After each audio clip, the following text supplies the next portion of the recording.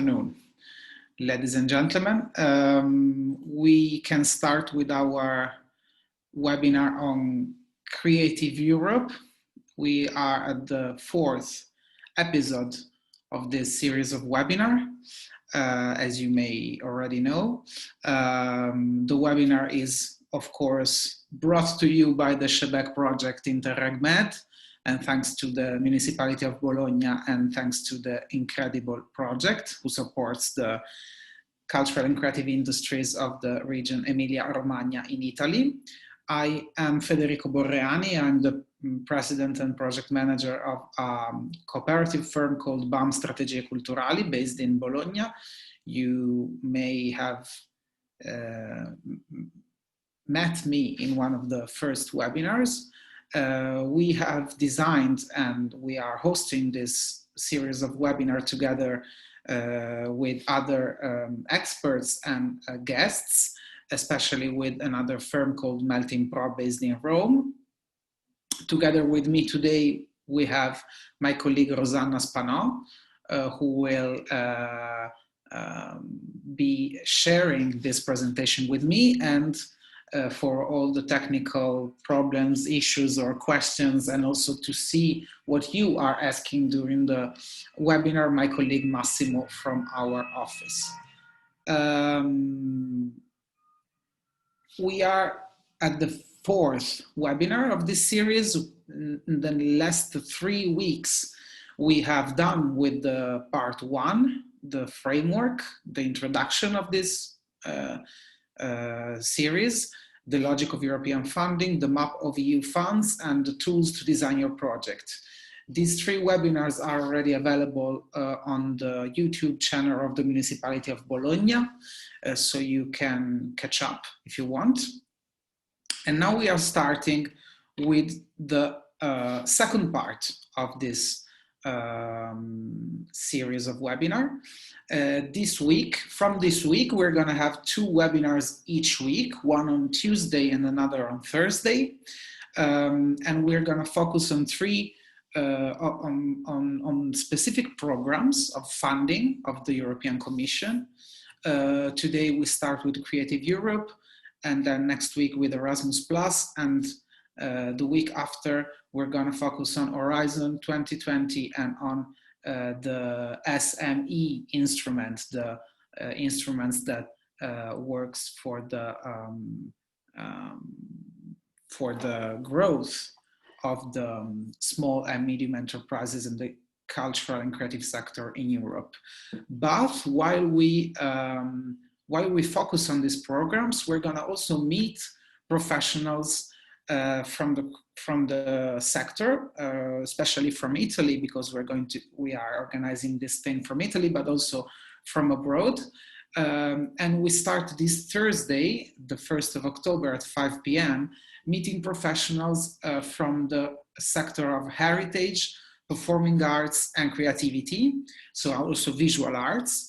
And we're going to meet them and to understand how European projects have helped them in doing their job.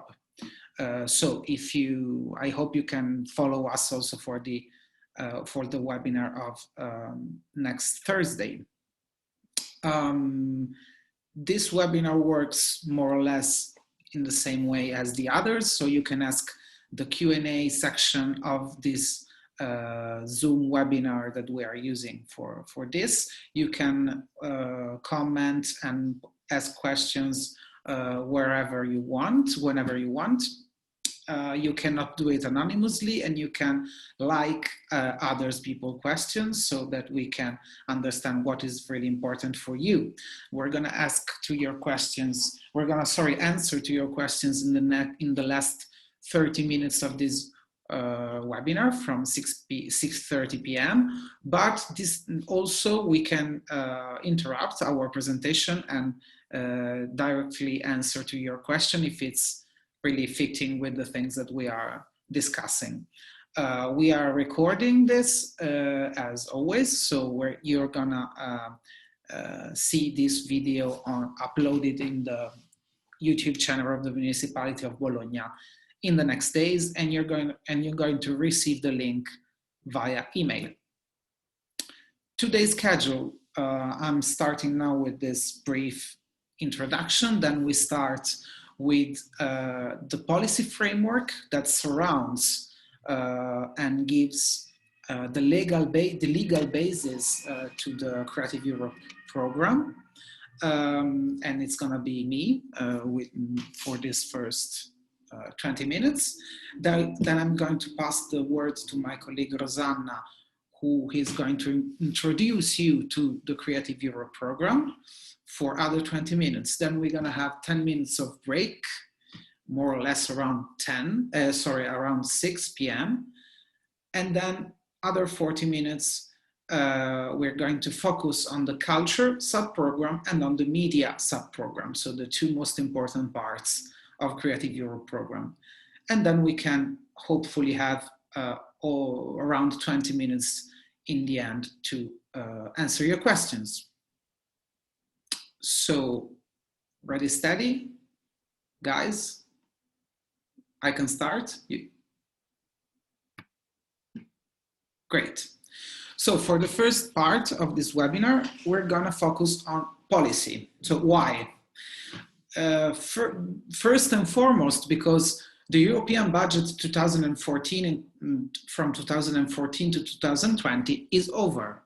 So when you're going to think about European funding, and especially about Creative Europe funding for the next years, we cannot really base our discussion on documents, on papers, on calls, on proper indication on how to write our projects, how to build our applications, because we don't have them. We're going to discover what the new program is about, how it is. We're going to discover if the applications are easier or more difficult than in the past, but we are probably going to discover it in the first months of 2021, or maybe at the end of 2020. I'm talking to you today is September the 29th, so we don't have much information about the new Creative Europe program. We know some things, but probably we have to focus with even more attention to the policy part, to the policy framework, to the strategic framework that informs the implementation of the European Commission program.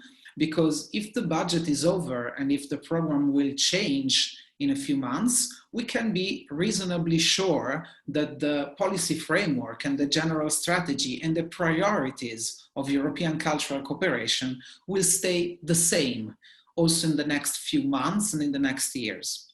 So what we can do now is read more carefully maybe than some months ago this strategic part, these strategic priorities, because they will be the basis for all the new projects and all the new funding schemes, funding programs of the European Union, also for the new Creative Europe. And that's why we are giving to you this introduction, which is a bit more deep than usual about this subject. I'm starting from the real basis of the discussion, which is the legal basis that design the possibility for European Union to set interventions in the field of culture. As you may know, there are some documents that are the legal basis and the founding documents of the existence of our European Union. The most important is the Treaty on European Union, the so-called Treaty of Maastricht of the 19th, that has been rewritten in and has been implemented and modified in around 12 years ago with the Treaty of Lisbon. But this Treaty on European Union says in his article number 3 that one of the aims of the European Union is to respect its rich cultural linguistic diversity and ensure that Europe's cultural heritage is safeguarded and enhanced. As you may see, and you will see it also in the next slide, the legal basis and the legal framework about cultural policy is quite vague, is not very defined, is not very specific, but it's really, in the senses, fitting with the general objectives and the general aim of the European Union, which is normally talking about unity in diversity. So these articles that you will see are always saying that we have to respect the diversity of and the richness of all the traditions and the identities of the different countries that together melt in the European Union. But we also have to safeguard and enhance what we have in common. So, for example, our common cultural heritage. And this is more or less what we find also in the Article 167 of the other founding document of the European Union that is called the Treaty on the Functioning of the European Union. This Article 167 is the one that everyone always quotes when it comes to culture in the European Union. Because it says the Union shall contribute to the flowering of the cultures of the member states while respecting their national and regional diversity and at the same time bringing the common cultural heritage to the fore. So once again, common cultural heritage and national and regional diversity. We should not forget that the cultural action is a prerogative of our national member states. So the European Union can just encourage cooperation between member states and, if necessary, support and supplement their action in some areas, like improvement of knowledge and dissemination of culture and history of European peoples, conservation and safeguarding of cultural heritage of European significance, cultural exchanges, and artistic and literary creation also in the audiovisual sector. This is a sort of first list of things that Europe can do in culture thanks to this article of this treaty. Every time that you see on these slides something highlighted in yellow and underlined, it's because there's a link in it, and you can go and read the full text of the documents that I'm listing, that I'm linking, and so you can deep this issue if you want. We have other articles like the 3 and the 4 of the other parts of the Article 167 that are those who make it possible to have cooperation with the third countries, so also cooperation with countries that are not full members of the European Union. And there's the very important Article 4 that says the Union shall take cultural aspects into account in its action under other provisions of the treaties. And that is the part that is the basis also for the so-called process of mainstreaming of cultural policies into other policies of the Union in this sense.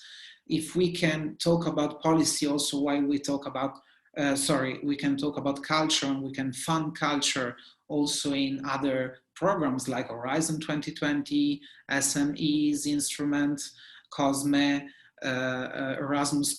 It's because there's a sort of agreement that culture can be also supported through other parts of the European Union action. Coming we are done with the law, with the legal part, and we come to the strategy, which is even more important. The strategy is what our European Union wants to do with itself and with us in the next years. And recently, the European Union set 6 political priorities for the period 2019-2024. So we're not talking about culture. These are the priorities of the action of the European Union as a whole for the next 5 years, for the next 4 actually. And I'm not going in deep in commenting them. You can click on the links and go on the website of the Commission and study them. But as you can see, we have the Green Deal, of course, very important. We have the digital age. We have the social fairness and prosperity. We have the stronger Europe in the world. So the global leadership of the European Union on our planet. And then we have promoting our way of life with specific respect to equal opportunities. And of course, we have democracy.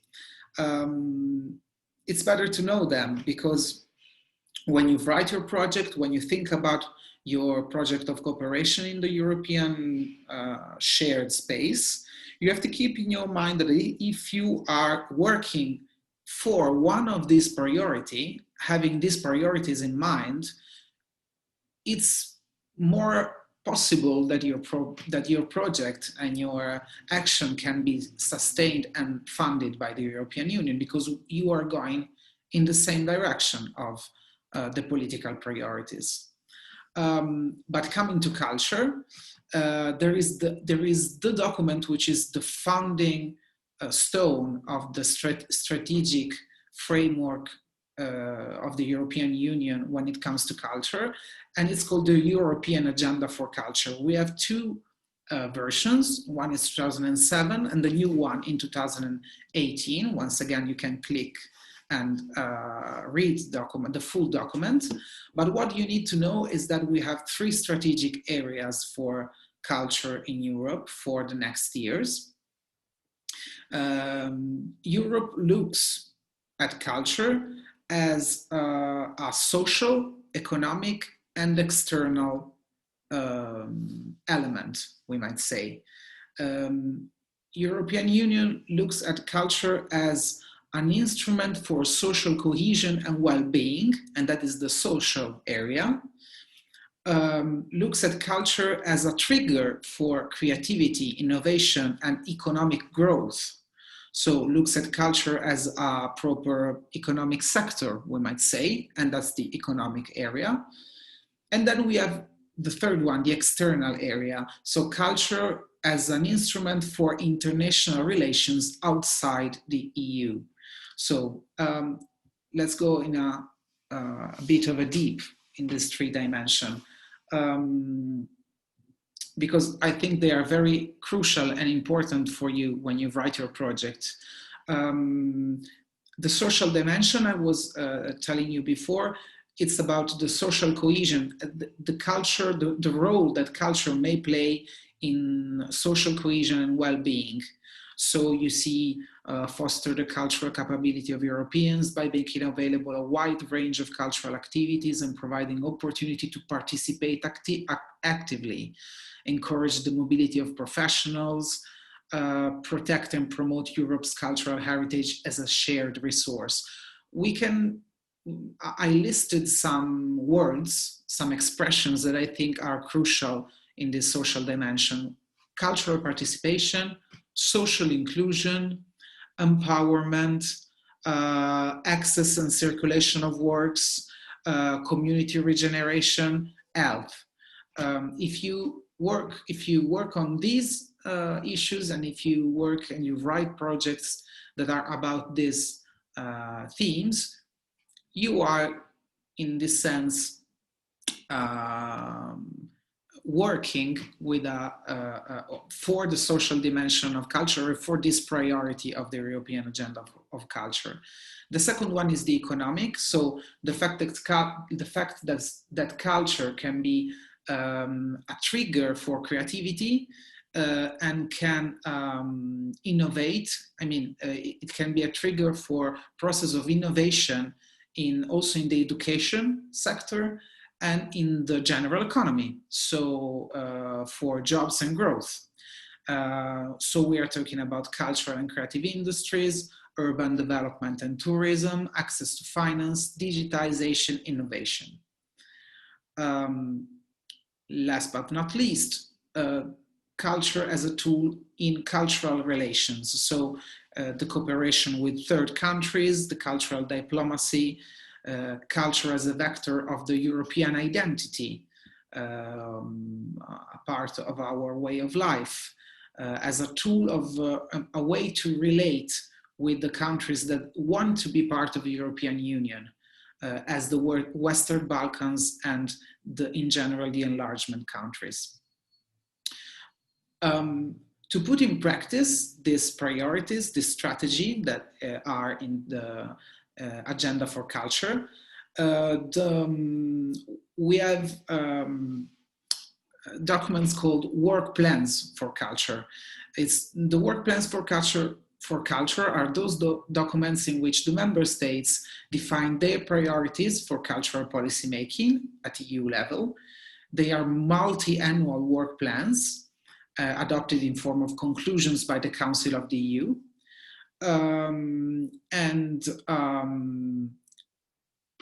The work plan that is currently in operation is 2019-2022, and it's the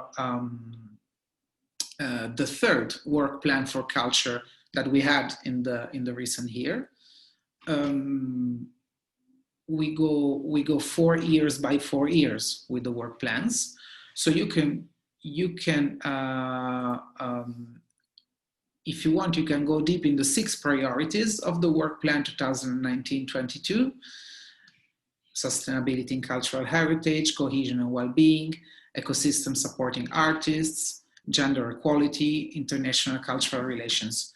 Once again, you can click on the links and go on the website of the European Union and the European Commission and study better what these priorities are about. But once again, if your projects, if your activity, cultural activity, if the work of your business is going in this direction, you have more opportunity to be financed by the European Commission in the following years, in the next years.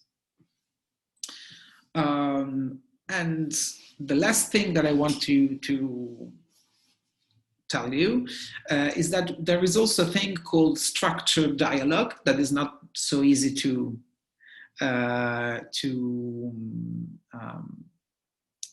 understand, but it's very important because it's the way that the European Commission sets dialogues and exchanges with different stakeholders in different sectors in order to take into consideration their advices and necessities when it comes to implementing the policies through programs and projects. That is to say, structured dialogue is something that the European Commission does in very different sectors, not only with culture, not only in cultural sector, is they put in place platforms and forums of discussion with different kind of stakeholders in order to give them the opportunity to say to tell their advices and their needs when it comes to implement the policies, to build the funding programs and these kind of things. For the cultural sector, you have to bear in mind that we have 2 kinds of structured dialogue channels. One is called OMC, the Open Method of Coordination, and it's the way in which the European Commission dialogues with the member states, because each member state of the EU appoints an expert, and these experts discuss all together and write together papers of recommendations to the EU.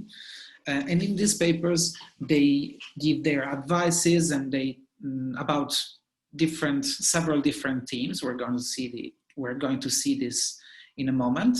And the other channel is the dialogue with the professionals in the cultural sector. So also with us, with me, with you, with the cultural professionals. You can go on this website that is called Voices of Culture. It's active since 2015. And you can find in this website invitation to online panels, to online roundtables. You can find the way to tell your opinion about what the EU is doing with the cultural sector, in the cultural sector. This is a short list of themes that the structured dialogue, both the open method of coordination and the structured dialogue Voices of Culture, have discussed in the last 3-4 years. And you have, once again, a link to a very useful page of the website of the Commission, in which you can discover all the themes that have been discussed in the last years by the structural dialogue, and go deep into the content if you want to deepen some of these interesting arguments. I'm done with my part. This was the introduction that that I think it was important to give you before coming to Creative Europe, because what Rosanna will now introduce to you is an overview on a program that it's already done, it's finished. So we're going to always to talk a bit at the past tense, and we are not super sure what we expect for the next program. But this basis that I gave to you will be for sure useful also in the following years. So Rosanna, it's up to you for the second part. Okay, just give me a moment. I share my screen. Okay.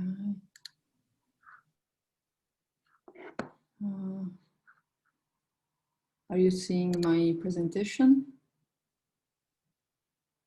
Okay.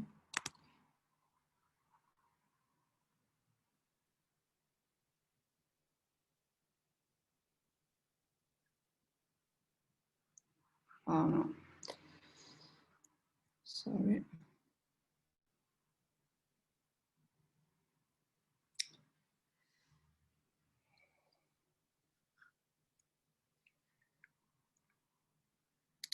Okay. We say Creative Europe until now because what's afterwards we will see. We have just some ideas, as Fede just said. The Creative Europe 2014-2020 aimed to support the European audiovisual, cultural and creative sector. It was a program following and putting together 3 previous programs: culture, media and Media Mundus programs. In the next 7 years programmation, that was from 2007-2013.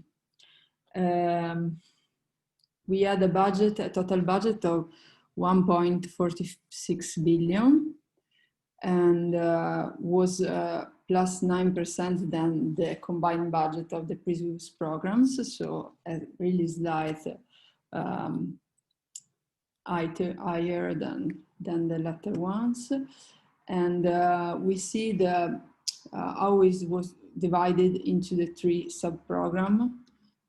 So 56%, so most of them to media sub-program, 31% culture sub-program, and last 13% cross-sectoral strand. We will focus more on culture and media sub-programs. So now we just see some general stuff about Creative Europe program, and then some smaller features of the program. Let's start with objectives. We've already seen it if you were there in the lesson held by Alessia Torreggiani by In Europa, but we say again it helps. There were these objectives: to support the capacity of European cultural and creative sector to operate transnationally. Then there was an objective focus on the transnational circulation of creative works and the mobility of artists and operators. A big news was the focus on audiences, and also was highlighted the objective to strengthen the financial capacity of SMEs and organization. The latter one is to foster policy development, innovation, and new business and management models. So it was also about new business in the creative and cultural sector.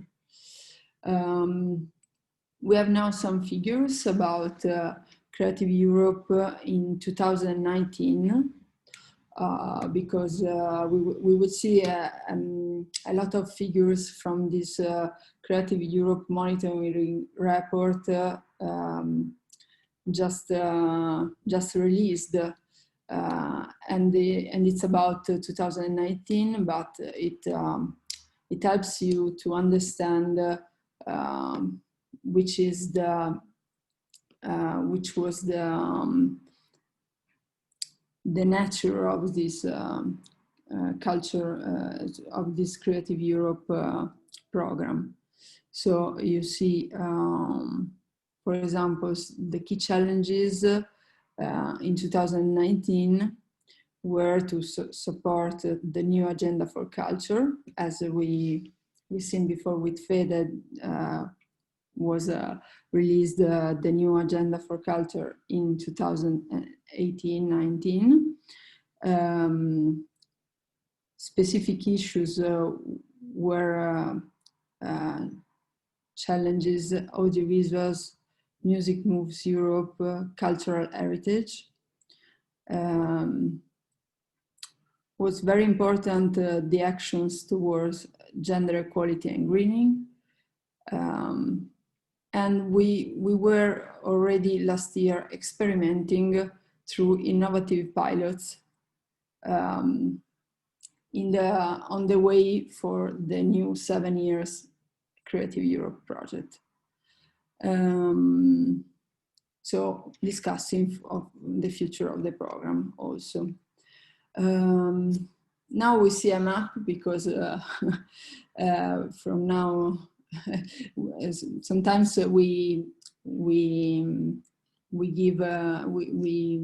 say EU and we don't know. These are the EU member states in violet, you see. We still have United Kingdom, because they are included in all the 2014-2020 programs. And we have also non-EU countries. You see, they can also participate to Creative Europe. It's harder, of course, but they can participate in projects with other EU countries. Other figures, other interesting figures founded on this report. It's about organization dimensions, because often you think your organization is too small to participate in a Creative Europe program. You see on the top the media beneficiaries, and on the ground the culture one. And you see most of them are really micro organizations, less than 10 employees. It's also because most of the times it's hard to structure your organization and have actual employees, not simple collaborators or persons maybe collaborating with your organization only for a few months for some initiatives and so on.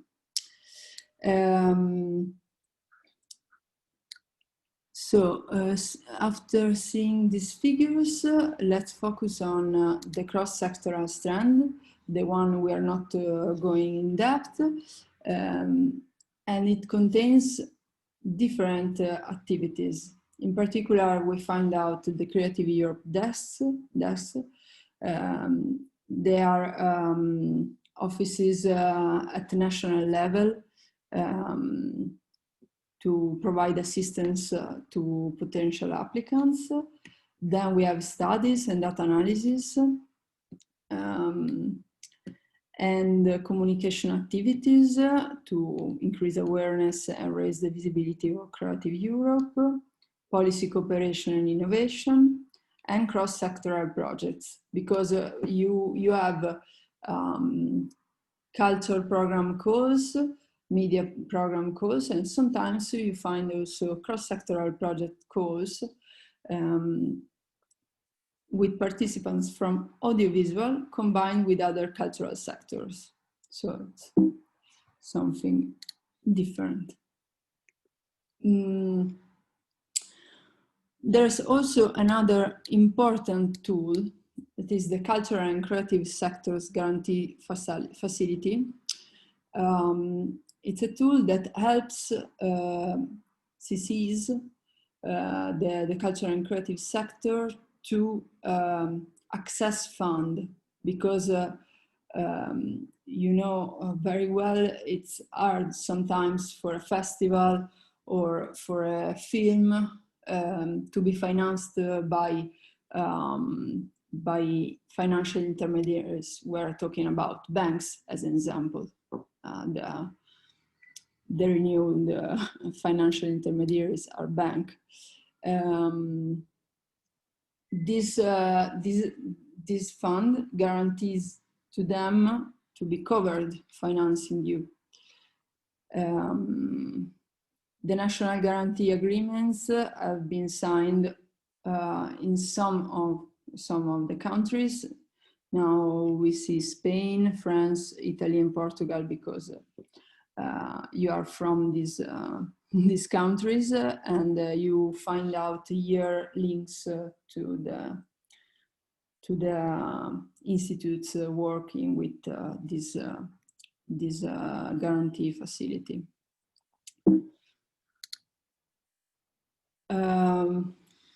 I talked to you briefly about this Music Moves Europe. It's not really a strand or a sub-program. It's only a framework for the European Commission's initiatives and actions in support of Europe's music sector. So it's a will of the European Commission's to build and strengthen further the sector's strong assets, with particular attention to creativity, diversity, and competitiveness, plus a focus on digitization. And the ultimate goal should be to develop a truly European music policy. Last but not least, new approaches. I've said before, There were some tests during 2019. One of them of these tests was this hyportunus scheme, that is a short-term mobility scheme directed to artists and professionals, but not passing through cultural organization as the other sub-programs, but directly to them.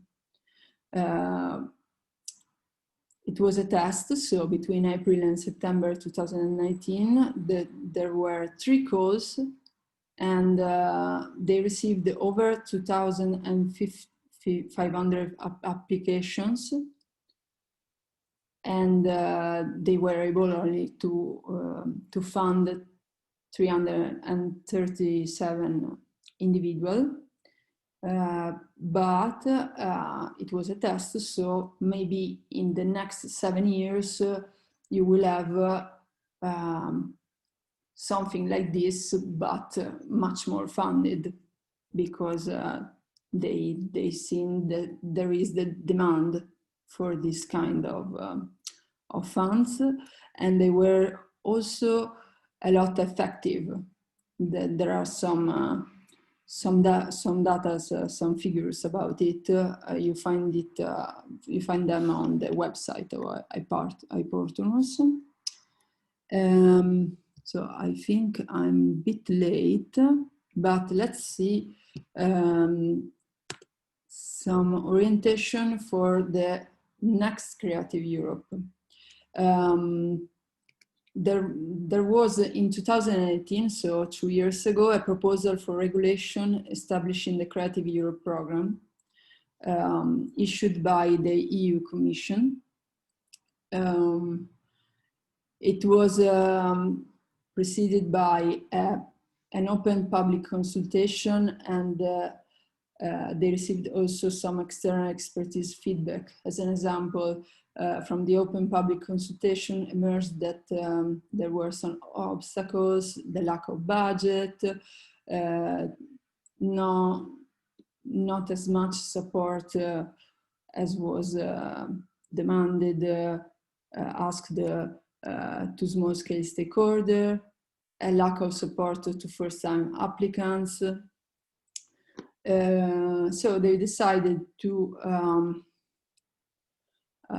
enable some solutions to make simpler the Creative Europe program. So they talk about flexibility, helping smaller players, rewards based on audiences, simplify processes and procedures, financial rules. And then they issued this proposal. We found out that the total budget as raised is plus 27%, but we find out that they confirm the same sub-programs, so culture, media, and cross-sectoral strand we already seen in the previous 7 years program. Objectives and priorities are not so different, but for the moment we see them wider. Maybe they will change a bit in the last. This is only a proposal. They introduce new keywords, they leave behind other concepts stressed in the last 7 years. But we see that they stress a lot on media sub-program competitiveness. I don't go through the objectives, but you will find it on the presentation. And here you find out also the link to the monitoring report of 2019. So I guess it's time for a break. I don't know if we have 10 minutes. Fede? Yeah, do you hear me? Yes.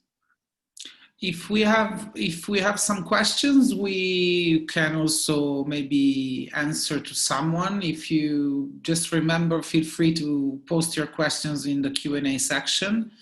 We had planned to have 10 minutes break before 6, since we have 2 hours together. So just to have a short break and stretch our legs a bit, since we are in front of these computers all days long.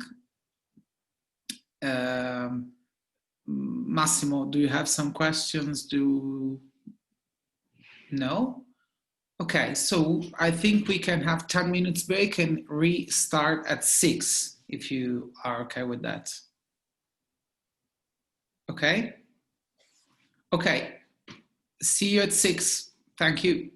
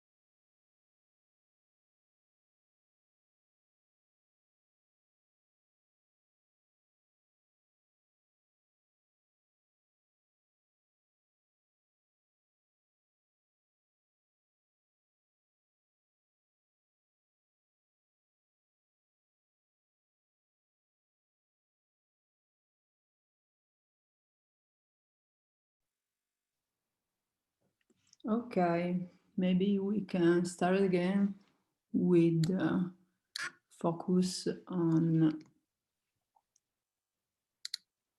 cultural subprogram. Everybody's in. Let's go. So the cultural subprogram, as we've seen, it's only a part of creative and creative Europe program, but it contains 4 different opportunities, or it used to contain 4 different opportunities: the European platforms, the European networks, the European cooperation projects, and the literary translations. For all of them, there were calls, different calls through the years. The European platforms were calls aiming to promote emerging artists, and there were targeting cultural operators and stimulating a truly European programming of cultural and artistic works. The European network, whilst the European networks support these networks to help the cultural and creative sectors to operate transnationally and to strengthen their competitiveness. So it's much more about business to business stuff. We will see this in depth afterwards. The European cooperation projects are the maybe the normal project, the normal European project you are talking about when you talk about European project in cultural and creative sectors. Sometimes you are only talking about European cooperation projects that are transnational cooperation projects involving cultural and creative organizations from different countries doing activities together. And we will go very, very in depth with this, because these are the classic European, the classic culture projects. Finally, we have literary translations, and it's about translation and promotion of literary works across EU markets. And the aim is to increase access and to have high quality European literature. Let's start with this, that is very particular. Let's say it's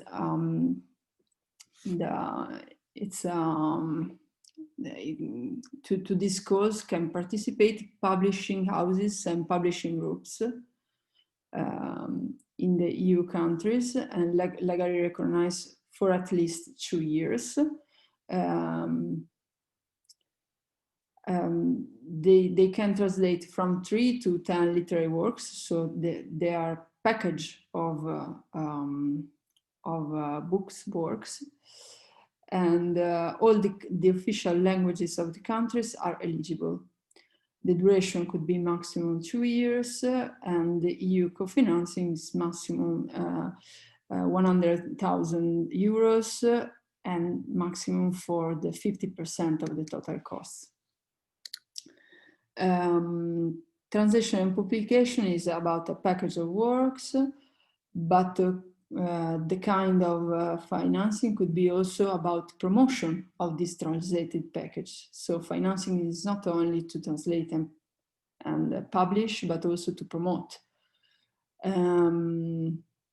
The type of works you could ask for financing are only the one that falls within the fiction narrative genre. So are not eligible, so as an example, biographies, touristic guides, scientific publication, only fiction. So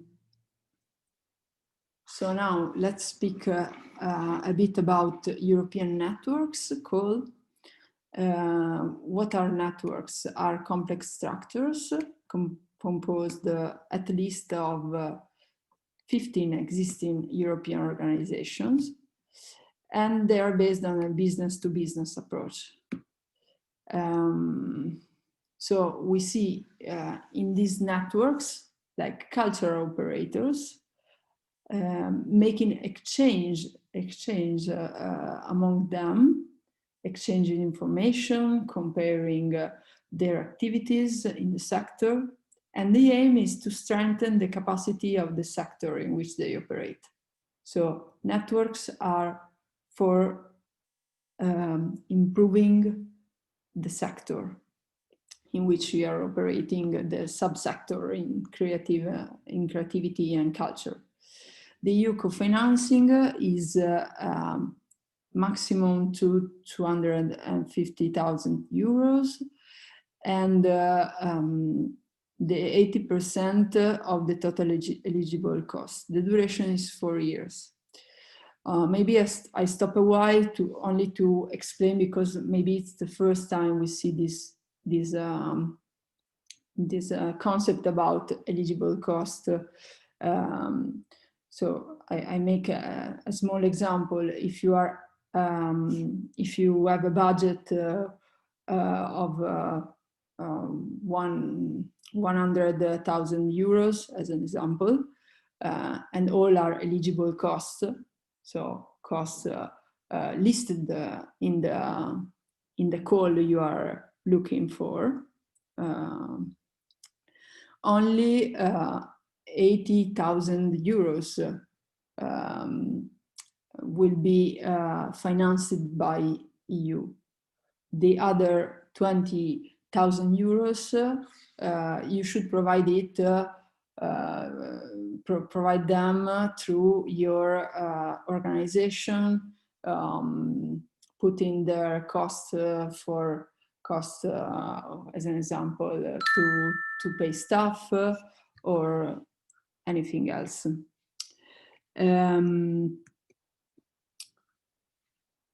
What happened during the last 7 years?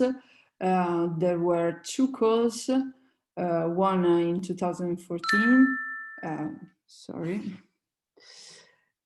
one in 2014, the other one in 2017. Were selected during the first one 23 networks, in the second one 28 networks. Each one is focused on a subsector of activities. As an example, you have music, cultural heritage and museums, theater, dance, circus, architecture and design, but you also find multidisciplinary networks. The total budget invested by Europe was 38 million, and totally more than 4,500 organizations in 92 countries were some kind of beneficiaries of this network, of the network cause. The platforms are similar but different, because you find another complex structure, but this time composed at least by 10 organizations from 10 different countries. This is the rule. This was the rule, and they are led by a coordinator, and their ultimate goal is to promote emerging talents in the cultural and creative sector, of course, to disseminate European cultural works and to promote audience development. So it's about enhancing the artistic exchange, to promoting artists and emerging talents, and so on. The partnership agreement, because it's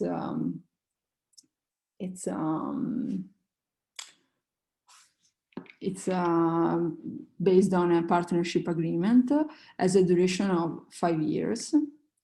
The EU co-financing is pretty high, so 500,000 euro per year.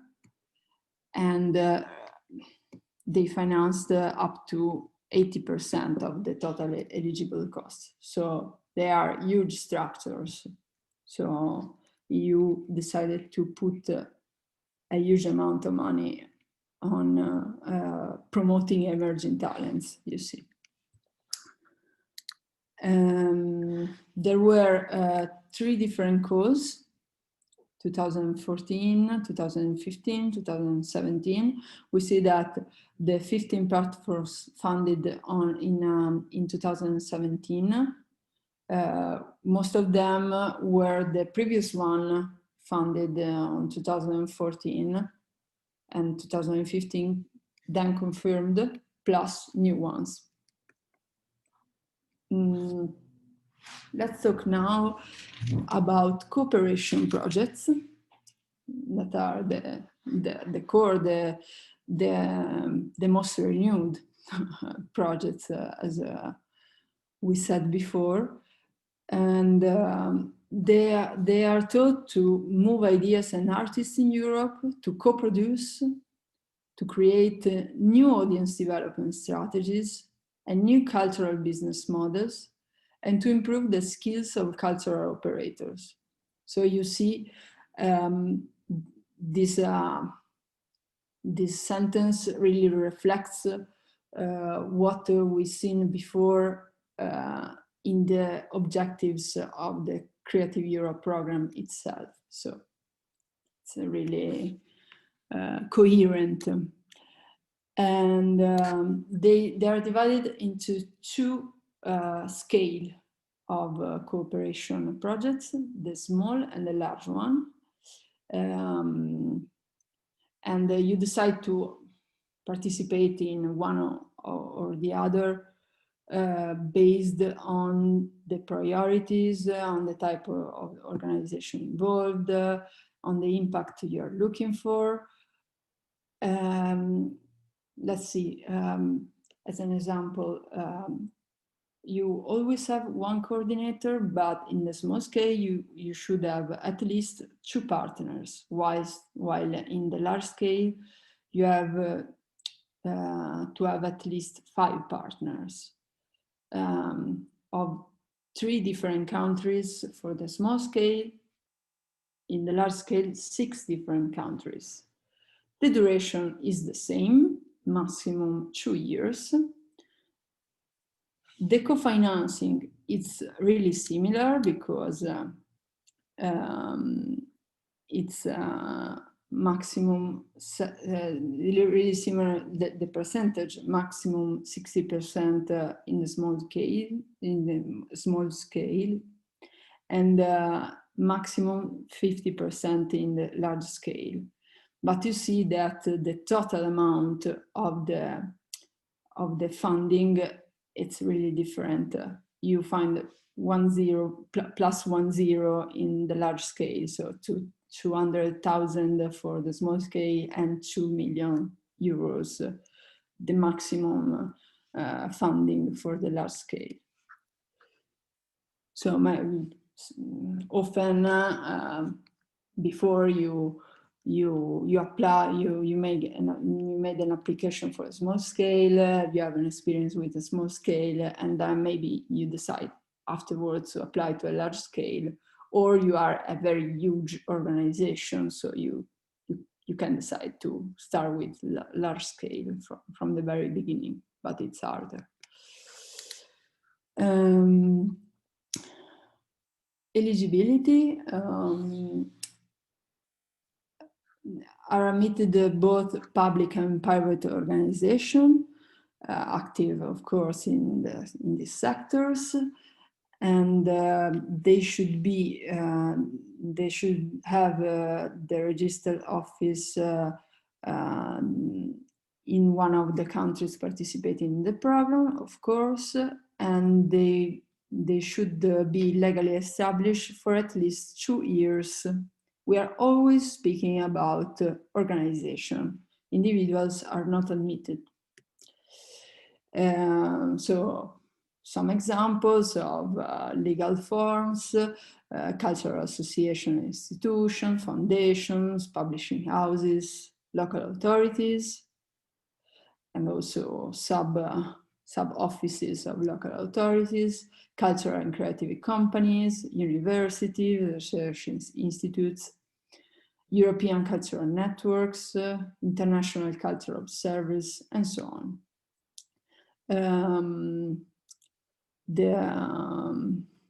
The countries that can participate, we already seen them before, but here it's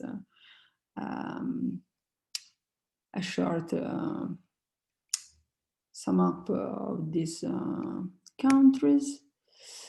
And then we see which are the most funded, which kind of funding received different sectors during 2019, because we have this report about 2019, but it's the same, more or less the same for other years. You always find there is the most of funding is given to performing arts sector. You see this this focus on music. They decided during the last years of the program, also with the special Music Moves Europe. Theater is very huge, and it's more than half of funding. It's devoted to performing arts. Then you find cultural heritage, books and reading, visual arts, design and applied arts.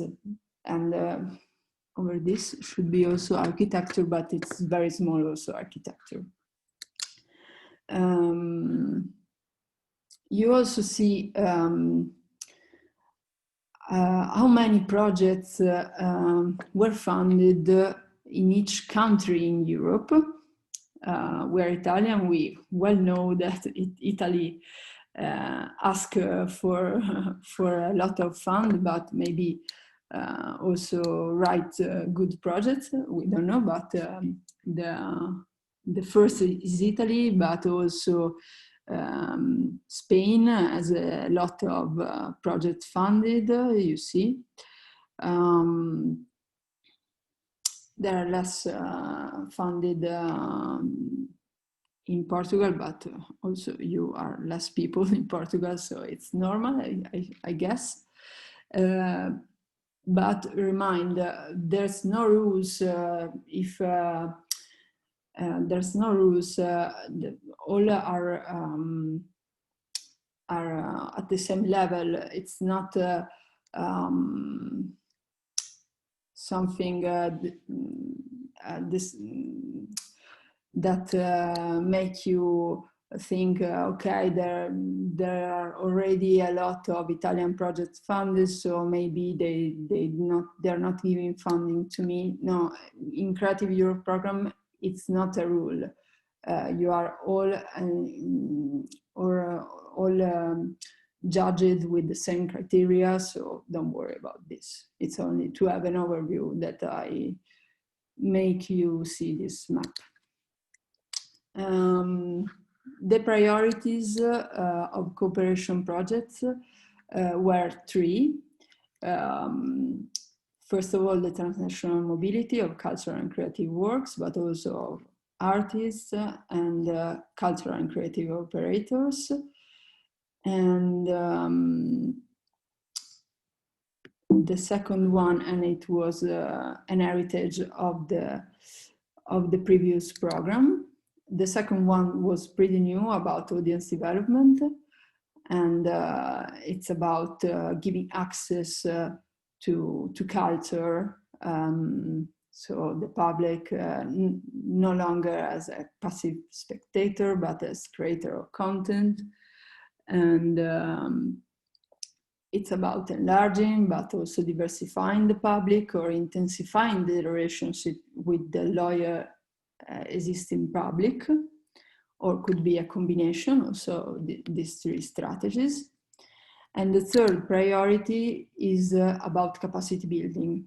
So you also have projects aimed at help cultural operator to improve their skills and to make their careers international. So in this priority, we also found three specific priorities about digitization, creation of new cultural business model, and education and training, generally speaking. So these were the three priorities of cooperation projects.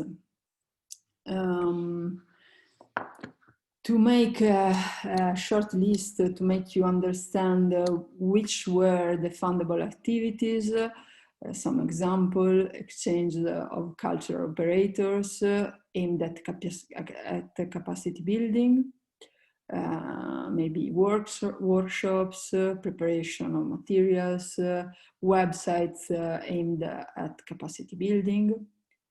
Then you have transnational exchange aimed this time at promoting the development of the careers.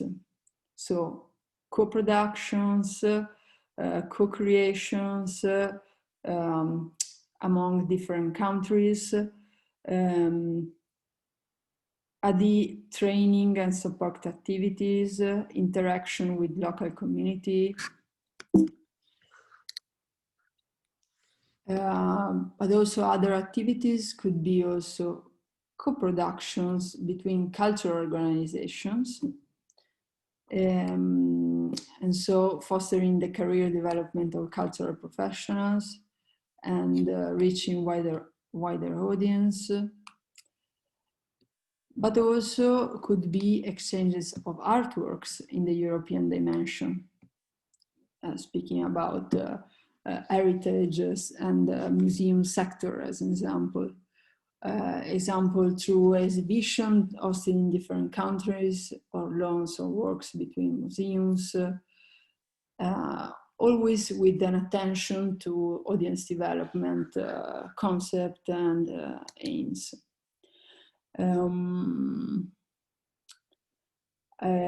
Other particular attention was given to activities that help to promote the integration of refugees arrived in Europe, and it's a lot about projects made also with third countries, with non-EU countries. So joint creation and performances, social integration into social life, and so on. So cultural projects aimed at cultural welfare and so on. Let's have a glance to evaluation criteria, because they were sticked to the program already finished, but we think they can't be really different in the new one. The selection criteria was based on operational capacity and financial capacity. And the award criteria, the points given to your project, were based on relevance, quality of content and activities, mostly, then on communication and dissemination, and quality of partnership.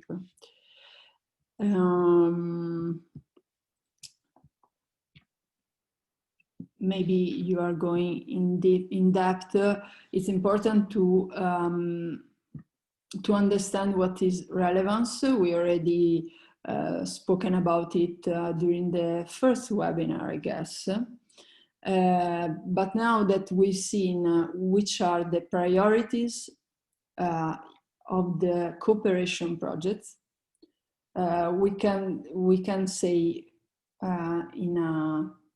in few words, the relevance is about responding to these priorities.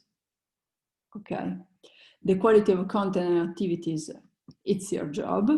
It's about giving as much description as you can about content and activities, and make you sure that you are keen on what you are proposing. Communication dissemination, it's about proposing while you are writing the project, already proposing your strategy to communicate and disseminate the projects. Which are your targets, which are the tools you are going to activate in order to communicate and disseminate.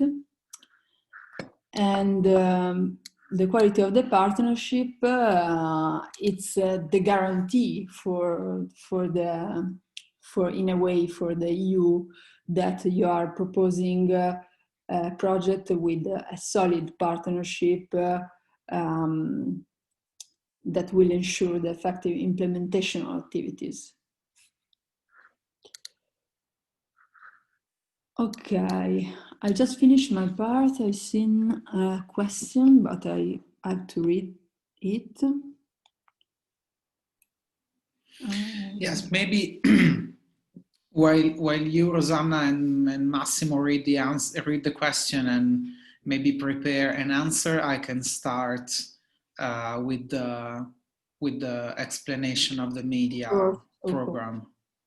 Okay? Go on. Yes. Voila.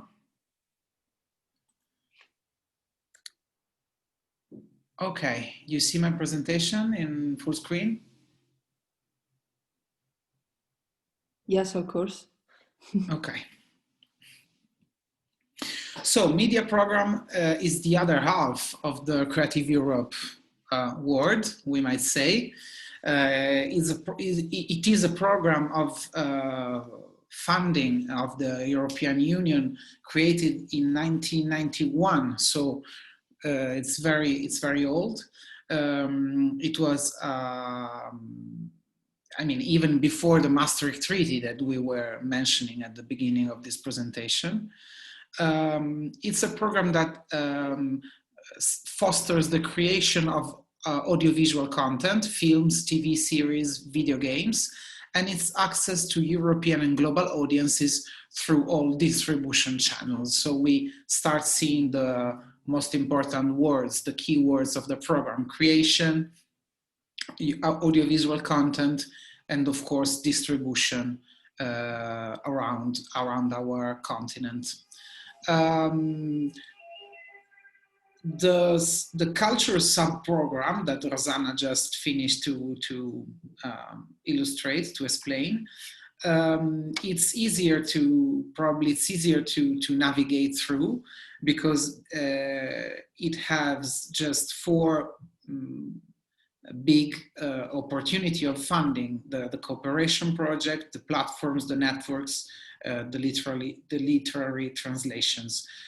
Media program has, on the contrary, has a lot of strands of financing, so it's a bit different somehow, a bit different and a bit difficult somehow to understand all the opportunities that you have in it. But we propose to you a sort of division in 4 areas of support that the media program can give you. As we write here, media provides support along the whole value chain and focuses on 4 main areas: skills, quality content, circulation and collaboration, and promotion and audiences. So media program helps audiovisual professionals to develop creative, technical, and business skills relevant to operating at European level. It helps to produce quality content, so it supports content that can travel by developing new audiovisual works and supporting production of certain TV works. Then circulation and collaboration. So the media program works to increase the theatrical distribution of films across borders. And last but not least, the promotion and reaching the audiences. So the program fosters access to European films, to festivals, cinemas, and online services. So from the skills of the producer, to the shaping of the content, to the distribution and the circulation of the films, and then the promotion and the reaching of the audience communities throughout Europe. So if we think about the media action divided in these 4 areas, we can also divide the strands of funding, the calls for applications that are available in these 4 areas. And it goes like that. Training, the call that the call for project that is called training in the skills area. The calls development, video games, television programming, and international co-production funds in the area quality of content. Then in the area circulation and collaboration, the calls that are called market access, sales agents, distributions, automatic and selective. There are 2 strands of distribution. And then in the area promotion and audiences, we have film education, film festivals, cinema networks, and promotion of audiovisual works online. So these that are listed here are the 14 strands of funding. We might say the 14 main strands of funding of the media program, because you see a program of financing lasts 7 years, and during these 7 years many different things can happen. So sometimes there's a special call that has been issued, sometimes different calls are merged together or change names. But these 14 strands of funding are the main opportunities of financing that the media program has brought to the cultural sector from 2014 to 2020. This image is taken from the Creative Europe Monitoring Report 2019 that Rosanna was showing you before. And this is the distribution of the budget of the media program on a single year of the 7-year period, so 2019, the last one. So you can see how much funding the European Commission decided to put on the different 14 opportunities. You see it in the lowest part of the image: training, development, single, development, slate, video games, television, co-production funds, market access, etc., etc. So each of these columns are one of the grants, of the possible grants, and you see how much funding in millions of euros have been dedicated to this trend and how many projects have been financed just in 2019. And I think this is useful if you want to go for in the future, if you think you might be interested in applicate for one of these funding schemes. We're gonna see some of them in detail in a few seconds, but this is a nice, I think it's a nice overview. You see that the 3 most important and most financed schemes are the distribution, because distributing the audiovisual artworks and works of art around Europe is, of course, one of the most important priority of the the European action. And then we have development. We have development, of television products, programming, and the development of single and slate audiovisual products. The development single call is just for one piece of content, and the slate call is for groups of projects put together in a single application. Okay, we can go forward.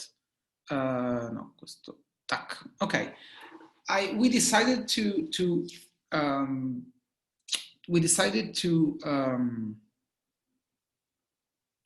go in deep just in some of these calls, because we don't have the time to go in deep in all the 14 opportunities, but we decided to take a glance on each of the 4 areas that I was telling you before. So we start with the skills area that that has just one call for projects, that is called training. And we start by saying that this training opportunity doesn't mean that you can apply for a training grant or to be trained yourself as a professional by applying to this training scheme of the media program, because this training scheme is reserved for the training providers. So if you are a school, or if you are a training provider, so an entity that organizes vocational training for professionals in the field of culture. You can also be I don't know, a cultural institution, or a cultural center, or a cultural firm that wants to organize courses for professionals in the audiovisual sectors. You might be interested in applying to the training call for project of the media program. Sorry. Okay. The training, but we thought that it might be interesting also for you to know what this training, which kind of training activities are supported by this training call of the media program, because even if you are not a training provider, you might be interested in being trained on some themes. So it's interesting also to see if there is a cultural institution or a cultural center or a cultural academy that won this kind of grants for training at European level, because maybe you can be interested in see which kind of training opportunities they issue thanks to these grants. The training activities that the training call of the media program supports are workshop or online coaching sessions that are aimed at developing the capacity of audiovisual professionals to understand and integrate a European and international dimension in their work by improving expertise in the following fields: audience development, marketing promotion, distribution exploitation, financial and commercial management, innovative content development and production, like shaping new formats, for example, and adaptation to latest market developments. So if you're interested in this kind of themes, the training call supports training providers to host these kind of training opportunities. Which kind of beneficiaries can enjoy the training organized with this money? Professionals from the audiovisual industry, and in particular producers, directors, writers, editors, distributors, all kind of professionals from the audiovisual industry, but also professionals from legal, banking, or financial sectors that work with the audiovisual industry. When you organize this kind of courses, these kind of workshops, the majority of participants should be from a nationality other than that of the applicant, of course.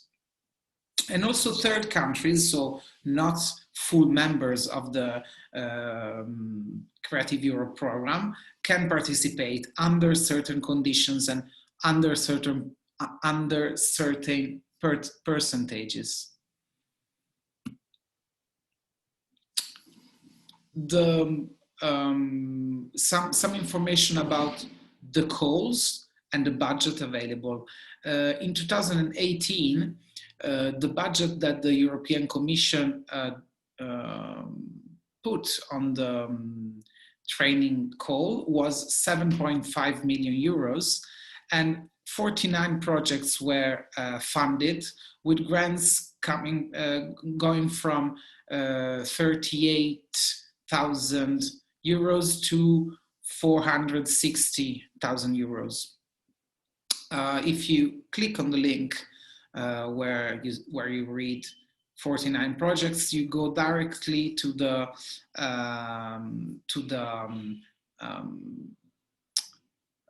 results of the selection results, and you see which projects have won this call in 2018. The grant is limited to a maximum co-financing rate of 60% of the total eligible cost and 80% for specific international actions. What I wanted to share with you is that in 2018, the European Commission issued the last training call for these specific opportunities. So there were not any other call for training support in 19 and in 2020, because in 2018, the Commission decided to award a 3-year framework partnership agreement. So if you were applying to this call in 2018, you were applying for a 3-year partnership with the European Commission, we may say. And I was interested in showing you that this kind of thing can happen in Creative Europe. So sometimes the calls are awarding you for a shorter amount of time. Sometimes they ask you to build projects for 2-3 years and decide to award you grants that are covering a longer period of time. So the next training call will be, of course, during the next 7-year period, and the new Creative Europe program starting in 2021. Let's switch the area of the intervention, and the second area of intervention is quality content. And I chose to focus on the call that is called Development Single Project. And it's the call for project that support for European independent production companies to develop a project with international potential for cinema, television, or digital platform.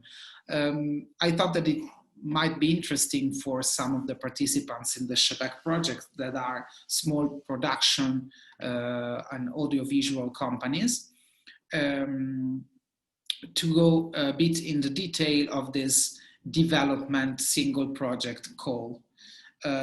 Once again, if you click on the yellow link on the word development, you go directly in the website of the Commission, and you can dig into the documents and of this call for a project that of course is not open anymore, because as we said already, the budget is finishing its money, so very few calls are still open at the end of 2020. But we think that we may learn lots of things also in studying the previous call for actions and the previous rules that were building these opportunities before. The applicants of this development single project activities are, oh, sorry,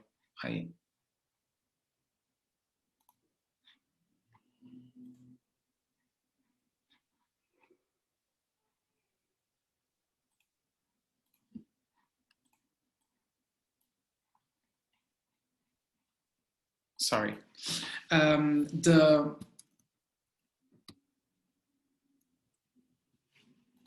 have a problem with the, okay, with the presentation, sorry. The applicants of the single project development grant can be companies that are established in one of the countries participated in the media program. They have to be registered for a minimum of 12 months and have audiovisual production as their main business activity. They have to be independent and own the majority of the rights of the project for which support is being sought, and they have to be able to demonstrate an eligible track record project. That is to say, that has to be a previous job that you can demonstrate that can demonstrate that you are an active and effective audiovisual production company. I also found a very interesting eligibility check form that was available on the Creative Europe Desk UK website. You can download it from that link and try to see if you're eligible for this kind of grant. This grant of single project can be asked for projects for theatrical release, so feature films, animations, creative documentaries, minimum 60 minutes, and also for projects intended for television or digital platform, so like drama, animation, creative documentaries, minimum 90, 24, or 50 minutes long. These are the kinds of projects that you can ask support for. The projects are assessed with these assessment points. So quality of the project and potential for distribution, audience reach, 55 points. Quality of the development strategy, 10 points. European and international distribution, 25. And marketing strategy, 25. And quality of the financing strategy and feasibility, 10 points.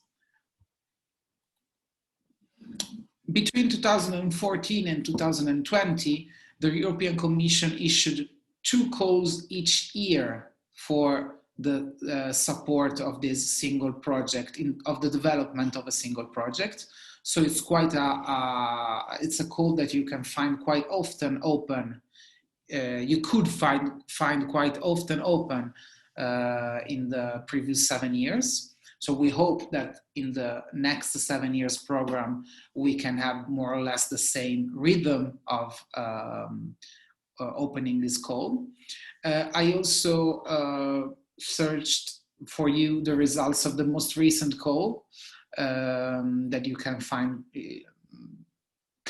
by clicking on the link on this slide.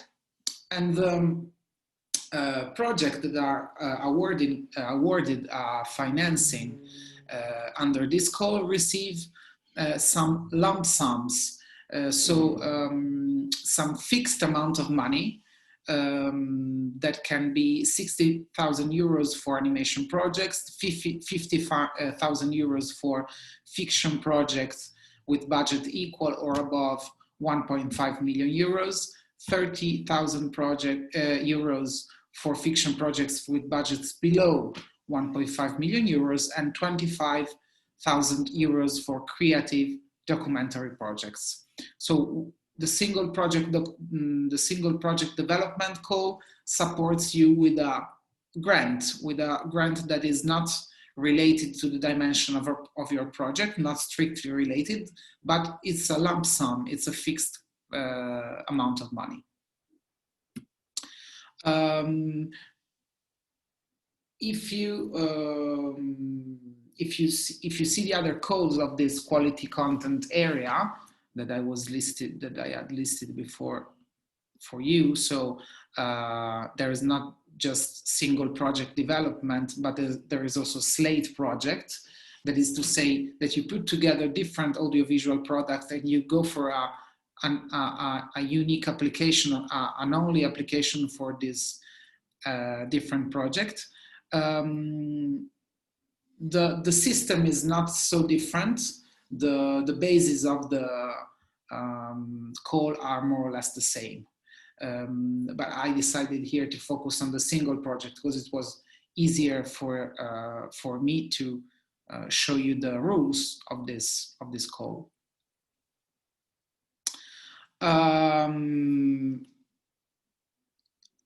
Yes, we are a bit late. We are 10 minutes to 7, so I will speed up. In the circulation and collaboration areas, I decided not to show you in detail any of our codes because they are quite specific fields. The code market access regards the organization of B2B physical markets for European professionals. And the calls sales agents and distributions are about distributors and sales agents, which are a specific category into the wider sector of the audiovisual professionals. But I would like to show you two other calls from the fourth and last area of the action of the media program, that is promotion and audiences. One is called film education, but it has also been called audience development sometimes during the 7-year program 2014-2020. And it supports cooperation between film education initiatives around Europe. So you can ask support for example, to increase the contribution that existing European films and audiovisual works make towards education. The specific characteristic of this call is that it's a cooperation call, so you can put together a partnership, a bit like in the Creative Europe cultural sub-program with the cooperation project. You have to build up a consortium featuring a project leader and at least 2 partners in 3 different countries of the EU. We had 7 calls, sorry, in the 2014-2020 budget. I linked for you a couple of results of the last calls, and the minimum amount available for project in 2020 was 200,000 euros, and the grant could not exceed 70% of the budget.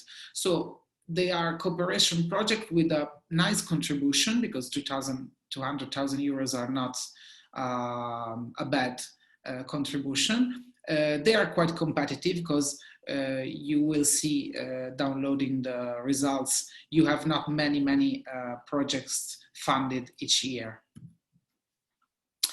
And last but not least, film festivals. It's another interesting call. Entities established in one of the participant countries can apply alone for their own festival or as a coordinator of a film festival network, putting together a minimum of 3 member organizations in different countries. It's 2 different actions under the same call. You find other information in the slides. I'm not taking more time because we are running out of time. But yes, this is the characteristic of the festivals that can be funded under this film festival calls. We had 6 calls in 7 years in the last budget, and the festivals were awarded between 19,000 and 75,000 euros for each call.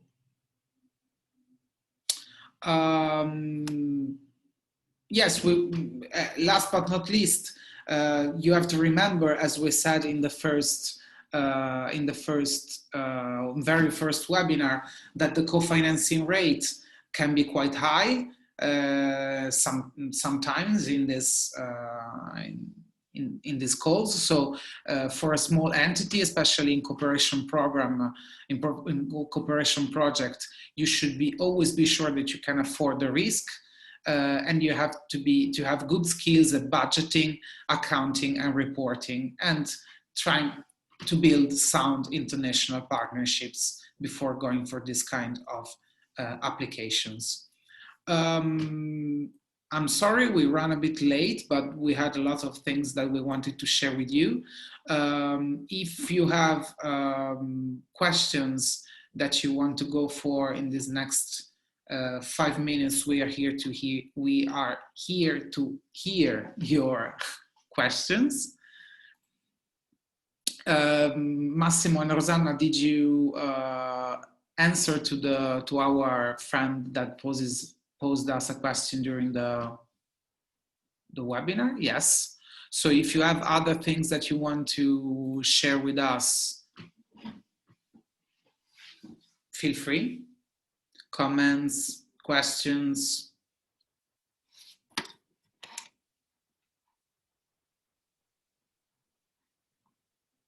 Otherwise, I have a couple of more things that I want to share with you before say goodbye. In the meantime, I'm also getting dark and dark here. If you see on my screen, I should turn on a light. Oh, thank you for the question.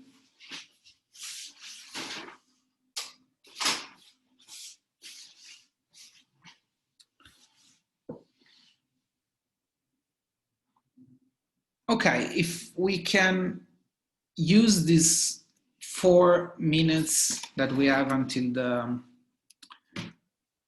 the end, until 7 o'clock, I just wanted to invite you to take part in the webinar of next Thursday, because starting from this week, we have 2 webinars a week. So on Thursday, October the 1st, from 5 to 7, we have the first of our webinars with guests. We have the first occasion to meet professionals and projects directly from the professionals of the cultural sector. And we start with professionals coming from heritage, performing arts, and creativity, and visual arts. We're going to meet Michaela Casalboni from the Argine Theatre in Bologna, Roberto Casarotto from the Center of Contemporary Scene of Bassano del Grappa, Italy, and Donatella Portoghese, who lives and works in Brussels in an organization called Constant. They will share with us their projects. They will share with us how the European cooperation projects shaped their activities, and how the cooperation projects can support the work of artists and cultural organizations, also small cultural organizations around Europe. Another thing that I wanted to share with you is that next week we're going to start with the coaching sessions. The coaching sessions are the other part of our activity, that BAM Cultural Strategies, together with the other group of experts, are planning to do with the beneficiaries of the Chebec European project. We designed 5 coaching paths that you can apply to, that you can participate, you can subscribe. You find the names of these coaching paths here on this slide. The first is called project design. Then we have finding you partners, finding the right call, building a budget and or reporting, and addressing the application form. So from the idea to the project, from the project to the call, from the call to the application and the budget, we are trying to support you in each and every step of a project. You have to choose your phase, the moment that you want to focus on, because these 5 paths are 5 autonomous and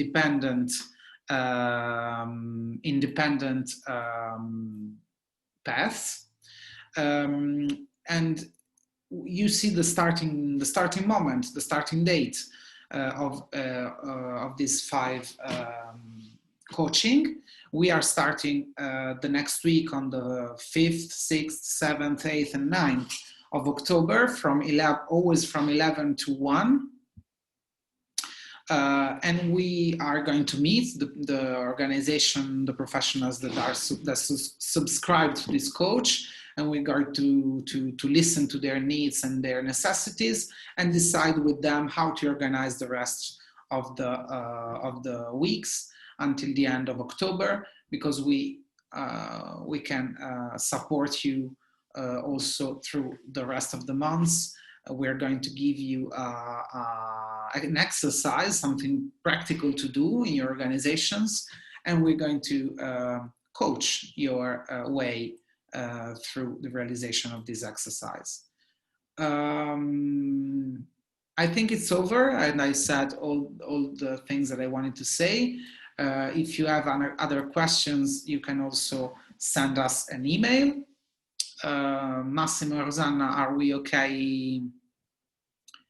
And are we done with the questions and the answers on the chat?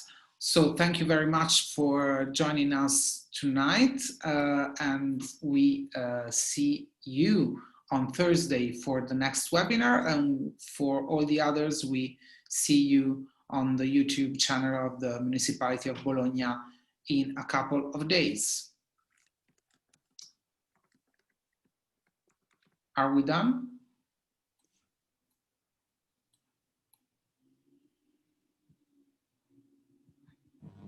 Samantha was asking how she can attend this coaching. Yes, there is, I think there is a possibility to subscribe for now, just for the beneficiaries of the Chebec project. So the only one who can apply for now are the beneficiaries of the Chebec, of the European project Chebec, and we are waiting to see if we have some other places left in order to open the opportunity also for other organizations that won the incredible call in the past, or are conventions entity with the Municipality of Bologna. If you are a beneficiary of the Chebec project, you should have received an email by your partner organization, by the partner organization of your country, with a link and with a form to subscribe to the coaching. If you have not received the email, I invite you to write to your partner, to the partner organization of a Chebec in your country. So the people that are connected directly with the Municipality of Bologna and the region Emilia-Romagna here in Italy, that are the lead partners, and ask for this link to subscribe. We will check, of course, also with our with the Municipality of Bologna in order to do another round of contact of the partners of the project, in order to be sure that each and every beneficiary has received the link to subscribe to the coaching.